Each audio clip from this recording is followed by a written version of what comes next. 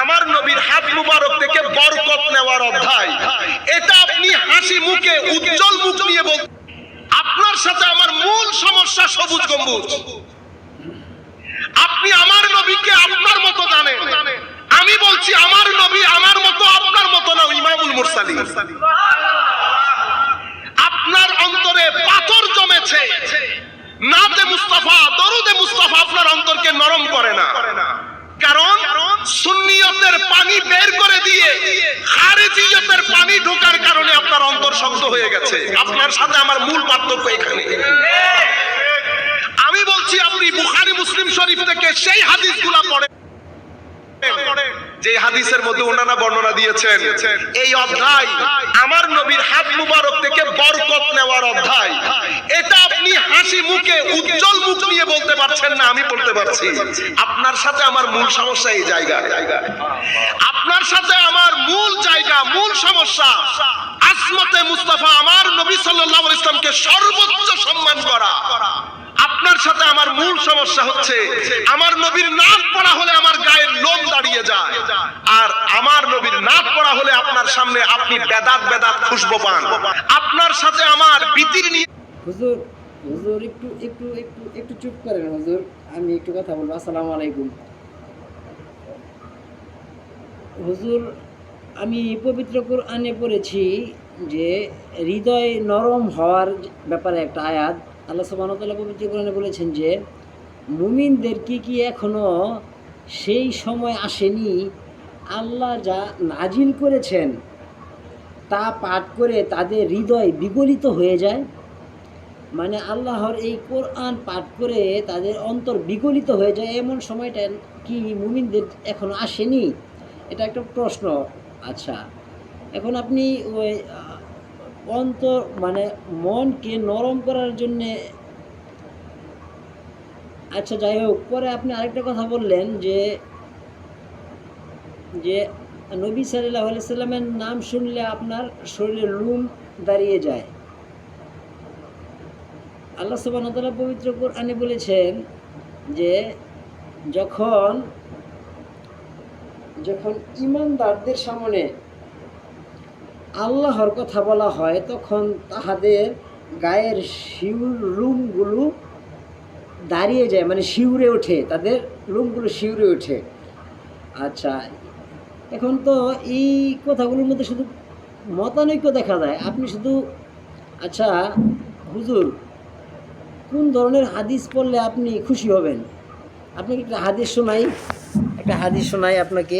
আপনি হাদিসটা জানেন, কিন্তু আপনাকে আমি যদি নিজে শোনাই তাহলে আমার কাছে ভালো লাগবে আর কি, আমার কাছে ভালো লাগবে, এই আর কিছু না।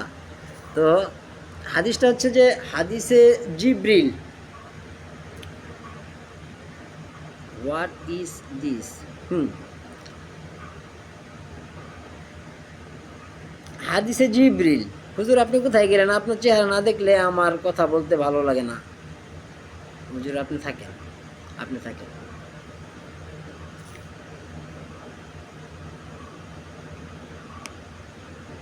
ওহো, আচ্ছা হুজুর আপনি না থাকলেন। হাদিসটা হচ্ছে, হুজুরের চেহারা তো আমাকে দেখতেই হবে যেহেতু উনি হাদিস। আপনার সাথে আমার মূল জায়গা, মূল নবীকে ওই হাদিসগুলো উল্লেখ করে, যেই হাদিসগুলোর মধ্যে এটা বর্ণিত হয়েছে যে সাহাবায়ে কেরাম আমার নবীর নখ মুবারক, ঘাম মুবারক, থুতু মুবারক, ওযুর ব্যবহৃত পানি, এই বিষয়গুলো নিতেন। সাহাবায়ে কেরামের আদব এবং তাজিমে মুস্তাফা এরকম ছিল। আপনি এই কথাগুলো বলেন। আপনার সাথে আমার মূল সমস্যা। আর আপনি বলবেন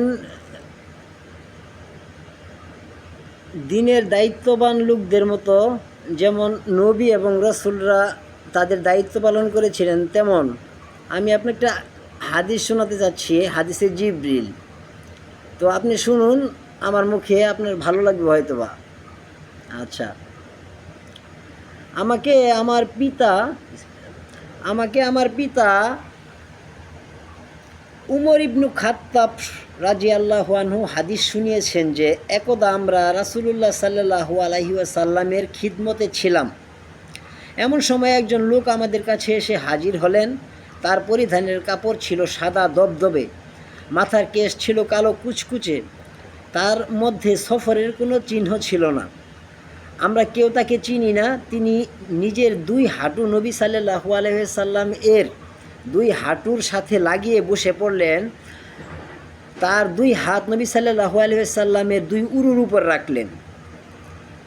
আচ্ছা, অতঃপর তিনি বললেন, হে মুহাম্মদ, আমাকে ইসলাম সম্পর্কে অবহিত করুন। হে মুহাম্মদ, আমাকে ইসলাম সম্পর্কে অবহিত করুন। রাসূলুল্লাহ সাল্লাল্লাহু আলাইহি সাল্লাম বললেন, ইসলাম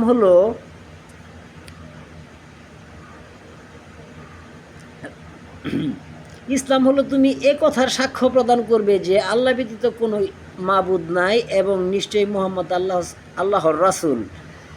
সালাত কায়েম করবে, জাকাত প্রদান করবে, রমজানে রোজা পালন করবে, বাইতুল্লাহ পৌঁছার সামর্থ্য থাকলে হজ পালন করবে। আগন্তুক বললেন, আপনি ঠিকই বলেছেন। মানে জিবরিল আলাইহিস সালাম বললেন, আপনি ঠিকই বলেছেন। আচ্ছা, তার কথা শুনে আমরা বিস্মিত হলাম যে তিনি প্রশ্ন করছেন আর তিনিই তা সত্যায়িত করছেন।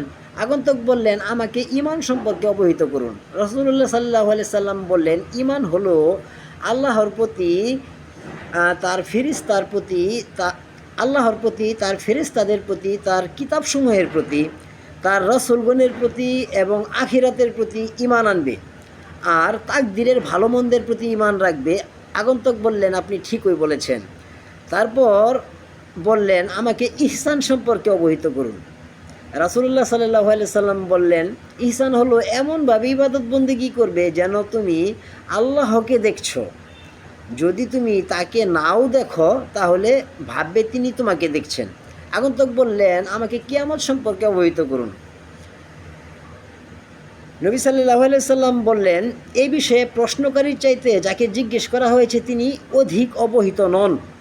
আগন্তুক বললেন, আমাকে এর আলামত সম্পর্কে অবহিত করুন। রাসূল সাল্লাল্লাহু আলাইহি সাল্লাম বললেন, তা হলো যে দাসী তার প্রভুর জননী হবে আর নগ্নপদ বিবস্ত্র দেহ দরিদ্র মেষপালক বিরাট বিরাট অট্টালিকার প্রতিযোগিতায় গর্ব করবে। হ্যাঁ, অট্টালিকার প্রতিযোগিতায় গর্বিত দেখতে পাবে। উমর ইবনু খাত্তাব রাদিয়াল্লাহু আনহু পরে আগন্তুক প্রস্থান করলেন। আমি বেশ কিছুক্ষণ অপেক্ষা করলাম। রাসূল সাল্লাল্লাহু আলাইহি সাল্লাম আমাকে বললেন, হে উমর, তুমি জানো এই প্রশ্নকারীকে? আমি আরজ করলাম, আল্লাহ ও তার রাসূলই সম্যক জ্ঞাত আছেন। রাসূল সাল্লাল্লাহু আলাইহি সাল্লাম বললেন, তিনি জিবরিল, তোমাদের তিনি দ্বীন শিক্ষা দিতে এসেছিলেন। সমস্ত প্রশংসা আল্লাহর জন্য। আচ্ছা, আপনারা বিশেষ করে আজহারি সাহেব, আপনি এত উচ্চ পর্যায়ের আলেম যাদেরকে মানে একটু বুঝিয়েই বলতে হয় আর কি। এখন আপনি দেখেন শেষের কথাটা কি লেখা আছে, তিনি জিবরিল, তোমাদের তিনি দ্বীন শিক্ষা দিতে এসেছিলেন। কে এসেছিলেন? জিবরিল এসেছিলেন। আচ্ছা, এখন কথা হলো, রাসূল সাল্লাল্লাহু আলাইহি সাল্লামকে সম্বোধন করে যখন জিবরিল আলাইহিস সালাম বললেন যে হে মুহাম্মদ, তিনি কিন্তু আল্লাহর রাসূল বলেননি, তিনি বলেছেন হে মুহাম্মদ। আচ্ছা, যখন কিয়ামত সম্পর্কে প্রশ্ন করা হলো তখন রাসূল সাল্লাল্লাহু আলাইহি সাল্লাম নিজে থেকেই তার সত্যতা প্রকাশ করে দিলেন যে প্রশ্নকারীর চাইতে উত্তরদাতা বেশি জানে না। আচ্ছা, আল্লাহ সুবহানাহু ওয়া তাআলা পবিত্র কোরআনে জিবরিল সম্পর্কে বলেছেন যে জিবরিল মহা আরশ অধিপতির নিকট বিশ্বস্ত এবং সম্মানিত। জিবরিল মহা আরশ অধিপতির নিকট বিশ্বস্ত এবং সম্মানিত। আচ্ছা, আল্লাহ সুবহানাহু ওয়া তাআলা পবিত্র কোরআনে বলেছেন যে আমি বাণীবাহক করি, মানে রসুল করি ফেরেশতাদের মধ্যে হতে এবং মানুষদের মধ্যে হতে। তাহলে জিবরিল একজন সম্মানিত রসুল, আর মানুষদের মধ্যে যে সকল রসুল আল্লাহ সুবহানাহু ওয়া তাআলা আমাদের জন্য পাঠিয়েছেন, তারা তো এসেছেন, কিন্তু জিবরিলের ক্ষেত্রে একটু ডিফারেন্স আছে। যেমন, আচ্ছা এর আগে একটা কথা বলে নেই, পবিত্র কোরআনে আছে যে আল্লাহর নিকট সেই তত মর্যাদাবান বা সেই তত নিকটতর যে যত বেশি আল্লাহ ভীরু, মানে তার যে যতটা বেশি আল্লাহকে ভয় করে। আর আল্লাহ সুবহানাহু ওয়া তাআলা পবিত্র কোরআনে বলেছেন যে তারাই সৃষ্টির মধ্যে উত্তম যারা ঈমান আনে এবং সৎকর্ম করে, বিশ্বাস আনয়ন করে এবং সৎকর্ম করে। আর বিশ্বাস আনয়নের একটা প্রেক্ষাপট তো এই হাদিসে আপনি দেখতে পাচ্ছেন, দেখেছেন ইনশাল্লাহ। আচ্ছা, এখন জিবরিল আলাইহিস সালাম কেমন ধরনের রসুল? তিনি হচ্ছেন এমন যে এই পৃথিবীতে মানুষের জন্যে কিংবা জিনদের জন্য যদি কোনো কিতাব নাজিল হয়ে থাকে, যেমন আমরা আমাদের ছোট সহিফা কিতাব সহ বড় 4খানা সহ 104খানা কিতাব সম্পর্কে জানি, এই সমস্ত কিতাবের কি বলা যায়, এই সমস্ত কিতাবের হিফস বা এই সমস্ত কিতাব তার জ্ঞানায়ত্তে। আমরা যদি এটা, যেমন রাসূল সাল্লাল্লাহু আলাইহি সাল্লাম বলেছেন যে এটা এই ধরনের আবদিয়তের আয়াত বললে আপনি আবার রাগ করেন কি না, কোনটা বলা যায়?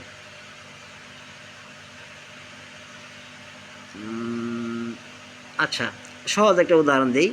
যেমন রাসূল সাল্লাল্লাহু আলাইহি সাল্লামকে আল্লাহ সুবহানাহু ওয়া তাআলা বলেছেন যে আপনি স্মরণ করুন, আপনি তো তখন উপস্থিত ছিলেন না, আপনি তো তখন উপস্থিত ছিলেন না যখন ইয়াকুবের নিকট মৃত্যু উপস্থিত হয়েছিল। আপনি তখন উপস্থিত ছিলেন না যখন ইয়াকুবের নিকট মৃত্যু উপস্থিত হয়েছিল। সে তখন তার সন্তানদেরকে ডেকে বলেছিল যে হে আমার সন্তানেরা, আমার মৃত্যুর পর তোমরা কার ইবাদত করবে? এই আয়াতটা বলার অর্থ হচ্ছে যে রাসূল সাল্লাল্লাহু আলাইহি সাল্লাম যেখানে উপস্থিত ছিলেন না সে ব্যাপারে তিনি জ্ঞান রাখতেন না, এটা স্পষ্ট কথা। তাহলে অতীতের ওই সকল কিতাবের ব্যাপারে যদি রাসূল সাল্লাল্লাহু আলাইহি সাল্লাম সম্পর্কে বলা হয় যে হে আল্লাহর রাসূল, আপনি জাবুর থেকে কিছু পাঠ করবেন, রাসূল সাল্লাল্লাহু আলাইহি সাল্লাম ফেরেশতাদের মতোই উত্তর দিতেন যে আল্লাহ আমাদেরকে যা শিক্ষা দিয়েছেন তা ব্যতিরেকে তো আমরা আর কিছু তা জানি না। আর জিবরিল সমস্ত কিতাবের হিফস বা জ্ঞান তার ভিতরে আল্লাহ সুবহানাহু ওয়া তাআলা দান করেছেন। আর একটা ব্যাপার সবচেয়ে এটা কমন ব্যাপার যে আল্লাহ সুবহানাহু ওয়া তাআলা পবিত্র কোরআনে বলেছেন যে ইতিপূর্বে তাহার আরশ ছিল পানির উপর, তারপর তিনি 7 আসমান এবং 7 জমিন সৃষ্টি করলেন, তারপর তিনি আরশে সমাসীন হলেন। তার আরশ বহন করছেন 8 জন ফেরেশতা। আচ্ছা, এখন আল্লাহ সুবহানাহু ওয়া তাআলার সবচেয়ে